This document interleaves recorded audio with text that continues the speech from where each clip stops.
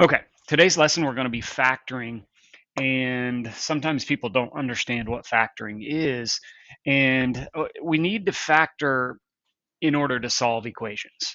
So we already know how to solve equations like this. If I said 3x plus 9 equals 21 or something, we know we can get rid of the other numbers. We can isolate the variable, so subtract 9, and we've got 3x equals 12, and divide by 3, and we get x equals 4. We can solve that equation. We know how to do this. We're good at this.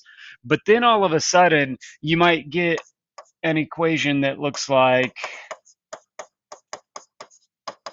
this. And when you get an equation that looks like this, the same techniques don't really work. You can't isolate the variable specifically because there's two different variable terms.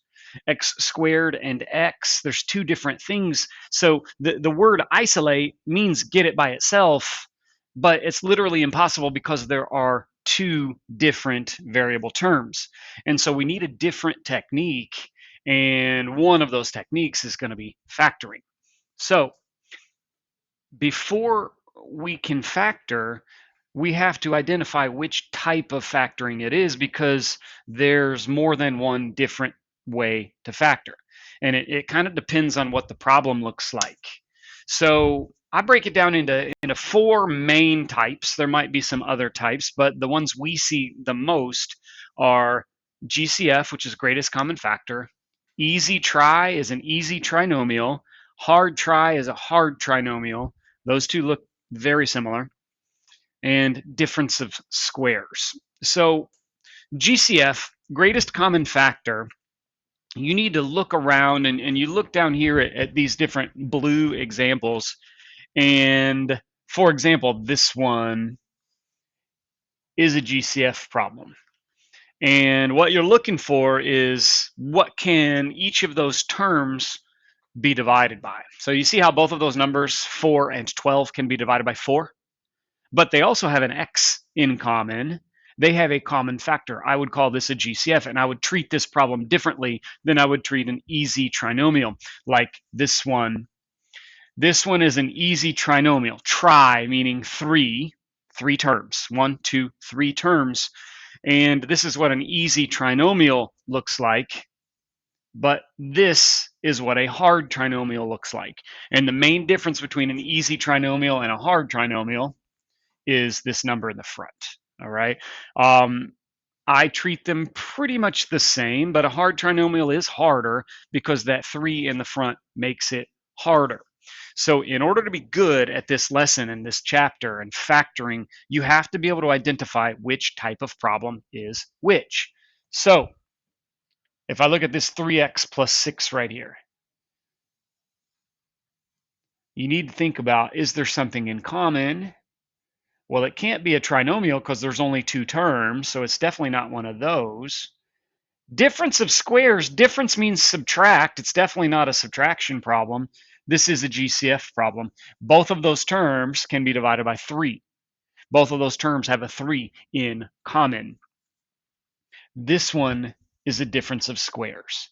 And how you can recognize a difference of squares is, number one, it's got to be a subtraction problem, something minus something. But also squares means numbers that you know the square roots of. And in this problem, I know the square root of 9 is 3. That's a pretty good indication, a pretty good hint that that's difference of squares. I see another difference of squares. This one right here is a difference of squares, 25x squared minus 49. And again, I'm noticing numbers that I know the square roots of. I know the square root of 25. I know the square root of 49. Incidentally, we also know the square root of x squared. When we talk about perfect squares, we're talking about number times number. And we know the square root of 49 is 7 because 7 times 7 is 49. But we know that x times x is x squared. So the square root of x squared is x. Less obvious. So when we look at this one right here, at first glance, it looks like a hard trinomial, and you honestly could do that like a hard trinomial, but it's going to be easier if you recognize that there's a GCF involved. All 3 of those numbers are divisible by 3. It's going to be easier to do as a GCF problem than a hard trinomial. This one, This one's an easy trinomial. Okay, easy trinomial is indicative by, it starts with just x squared, but we know there's a 1 there. And so we could treat it like a hard trinomial with this first number being 1. But anyway, this one right here looks exactly the same as this one, except those 3 numbers aren't all divisible by something. That one is going to be a hard trinomial. So it's a little bit difficult to recognize which one's which. That's why I'm making such a big deal out of it. Now you've got to be able to classify which type of problem it is before you know how to attack it. This one, to me, your big clue that it's a GCF is if it looks really weird and complicated, it's probably going to be a GCF problem. And there's a lot going on there. It's more complicated looking than the others, but if you really nail it down, all 3 of those numbers are divisible by 5, so I automatically know it's a GCF. We can look at, yeah, they all have a y in common as well. So that's what we're doing. We've got to be able to classify these problems before we can factor these problems. And once we can factor these problems, then we'll be able to solve equations. All right. So a couple of quick examples before we get into that worksheet. Factor each completely. Well, let's look for one that's a GCF problem, because GCF's the first one we usually start with. All right, look at number 2. See problem 2 on my screen? Problem 2 is a GCF problem. And how you factor that, factoring, when they say factoring, they're literally trying to get you to write it as a multiplication problem. We want to write it as something times something. If I said factor the number 8, you might say, well, I can say 8 is 4 times 2. You're trying to write it as multiplication. And the reason why we want to do that is it's going to make it easier to solve later. It's going to make it easier to do other things later. But we look at these 2 terms, and we notice that both of those numbers are divisible by 5. So I write it down. But you also look at the variables, and you see that both of them have a p in there. One of them has 2, but the other one has 1. But they both at least have a p in there. Okay? And so we're trying to write it, we're trying to factor it, which means write it as multiplication. It's going to be 5p times something else is factored. And so if you think about distributive property, you can think about it as division or you can think about it as multiplication. But 5p times whatever goes right here has to be 5p squared. So you're thinking 5p times what? Right. 5p times 1p or 5p times p. And then there's definitely going to be this plus sign in there. And then in the second position, it's got to be 5p times what is equal to 45p. That's got to be 9. And that is factored. It's factored because it's written as multiplication. This times this, that's what I want. This times this, that is factored. So number 3 is also a GCF problem. I can tell because those things have something in common. Both of those numbers are divisible by 4, but they're also both divisible by b. They both have a 4 and they both have a b. So we can think about this as 4b times something. And 4b times something equals 4b squared. This has to be b. And 4b times something equals 28b. This has to be 7. That is factored. That's the GCF pattern. All right, that doesn't always exist. For example, if we look at problem number 1 is not that GCF pattern. Problem number 1 is what I call an easy trinomial. Easy trinomial. Easy trinomial is weird, all right? You can't do the same thing. It's a different technique. And how it works is an easy trinomial is going to split into 2 sets of parentheses. And you have to think about something times something to get to the original m squared minus 9m plus 18. Now, the easy part of this is in order to get m squared, we have to have m times m. We have to have m times m to produce this m squared. That's usually the easiest part of this problem. Now, in the other part of this problem, we have to have numbers that multiply to 18. A lot of times there's more than one way, and so I will almost always tell students to write this down. You go over here and write down 18, and you try to come up with different ways of writing, of multiplying to get 18. 1 times 18 and 2 times 9.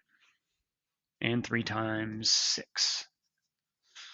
I see 3 different ways of multiplying to get 18, but what you've got to do is, what's tricky here is you've also got to produce this minus 9. And that's going to be produced by adding the two numbers together. And so we have to think about a couple of things here. We need numbers that multiply to positive 18, but there's also going to be a negative in the problem. So that means there's got to be negatives in the numbers. Specifically, they're both going to have to be negative if you're going to multiply to get a positive. There's got to be negatives in the problem. They've got to multiply to be a positive. So both of those numbers must be negative. Now, what's going to happen is those two numbers, any way you slice it, are going to multiply to 18, but they also have to add up to negative 9. And so when you look at these numbers, you find the combination of numbers that are going to add up to negative 9. Negative 3, minus 6, we write minus 3 and minus 6 right there, and that is factored. Once you get the hang of this, it becomes a lot easier. For example, number 4 is also an easy try. So we know that a squared must have come from a times a. We need two numbers that multiply to 14.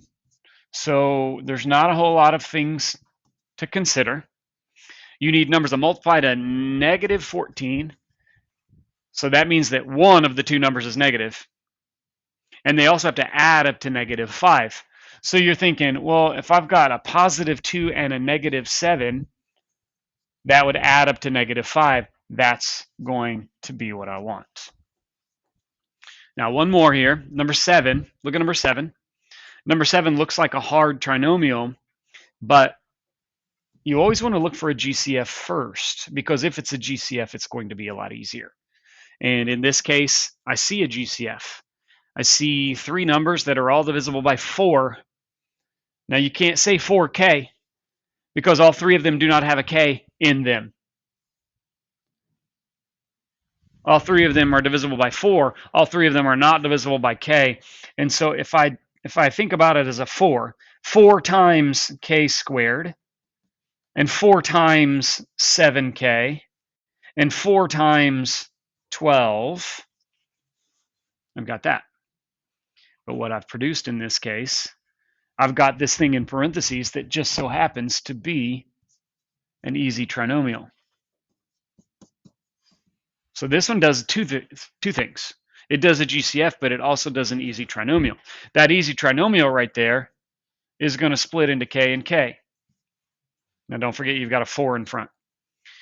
I need 2 numbers that multiply to 12, so you think about the ways to multiply to 12. But those numbers are also going to have to add up to 7. So which pair of those numbers multiplies to 12 and adds up to 7? 3 and 4. So we're going to say k plus 3, k plus 4. And that would be our answer. All right. So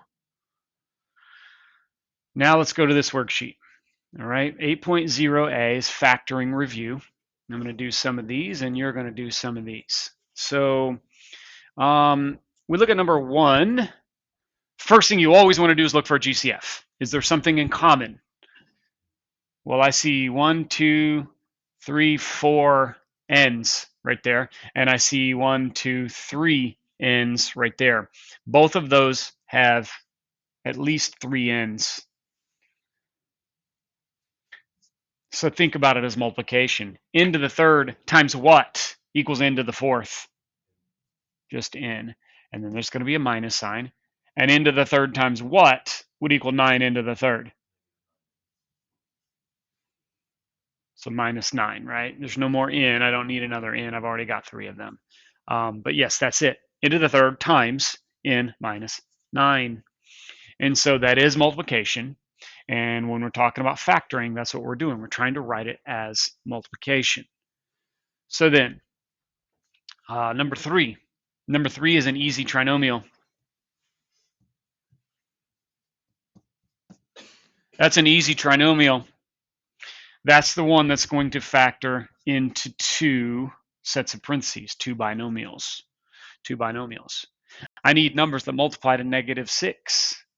So I start with this over here. Go over to the side and write the ways of multiplying to 6. I kind of ignore the negative for now. We'll get there.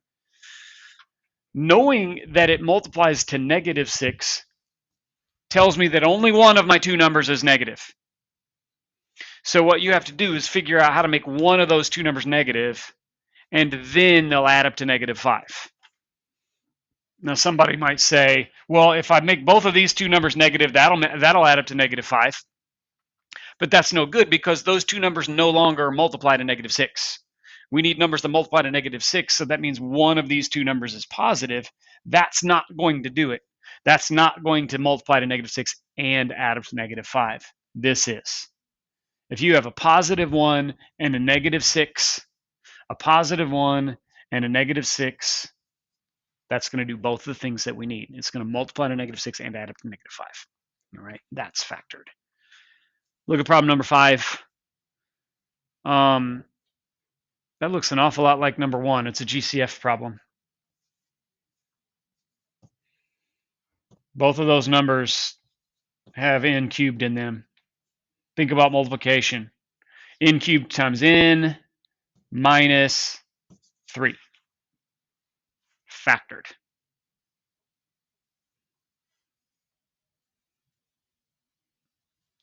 Seven and 9 are really the same thing. The only thing different is the letter.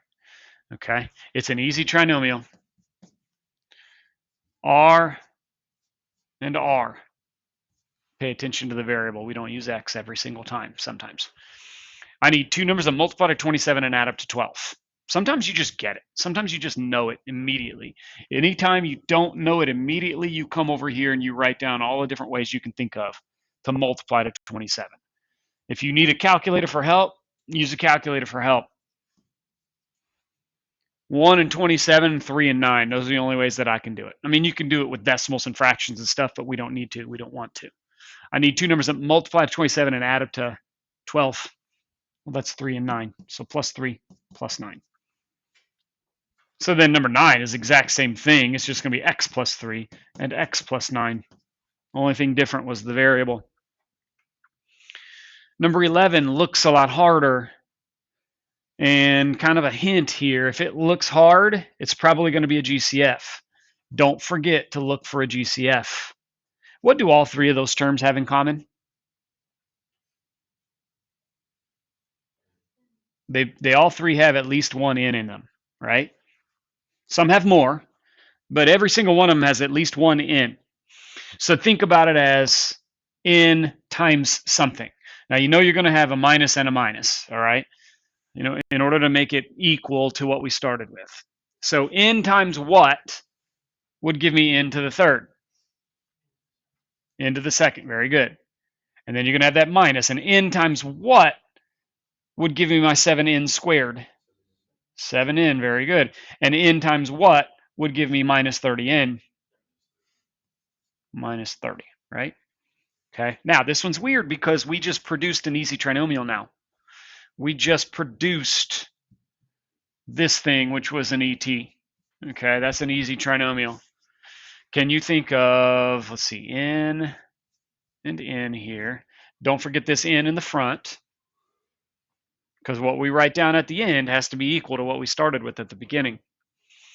We need to think of 2 numbers that multiply to 30 and end up adding to 7.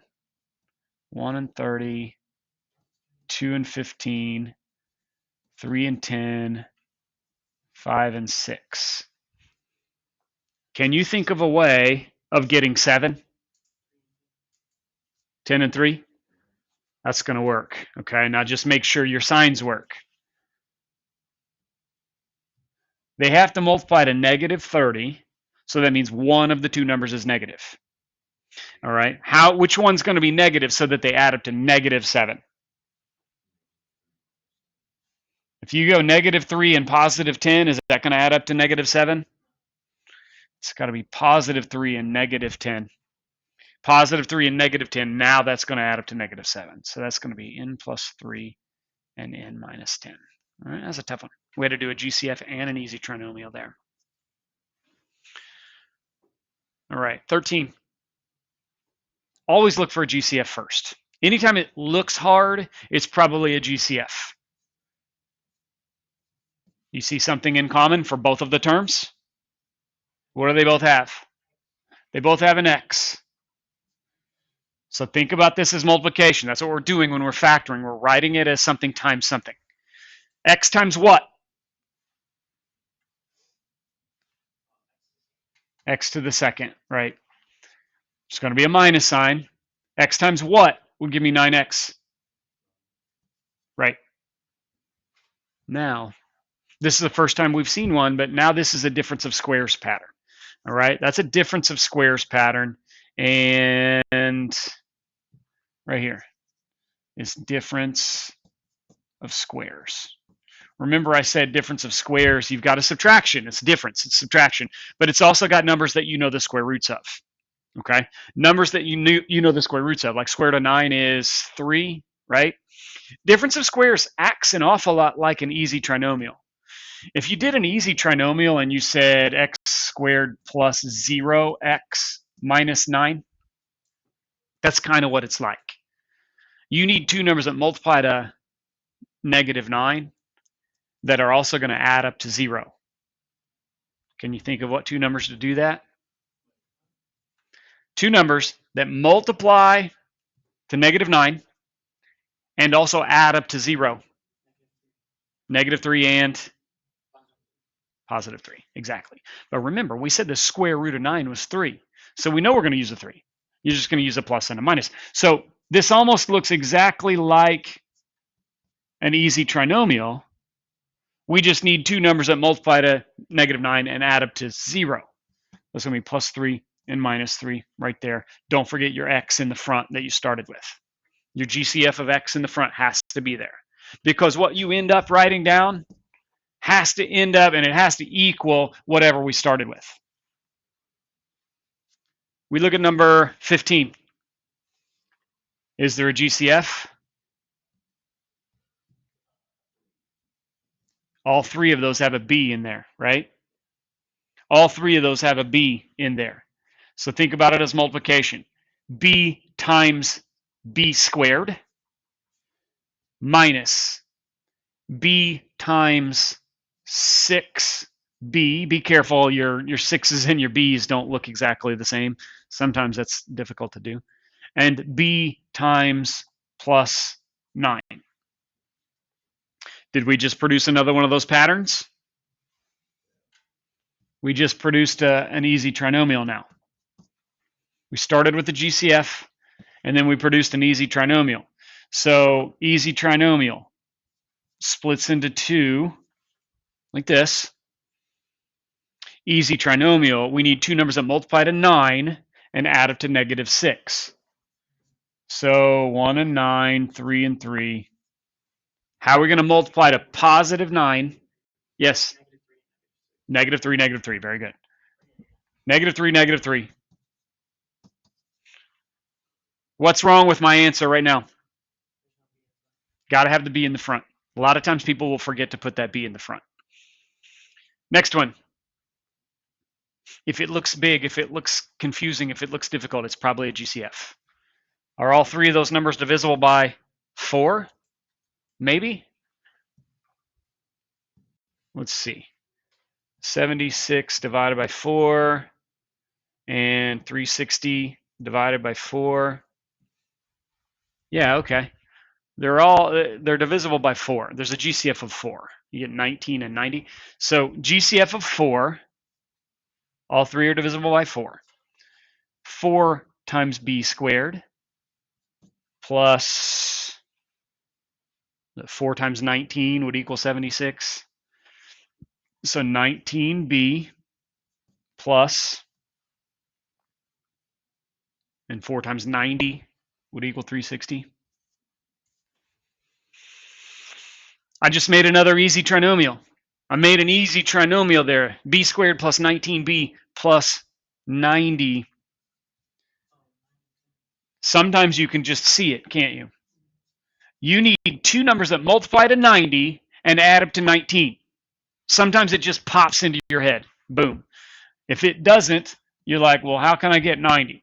Well, 1 and 90, 2 and 45, 3 and 30. I always try to write them in order. If you don't write them in order, sometimes you'll miss one, you'll forget. 4, I don't think 4 goes into 90.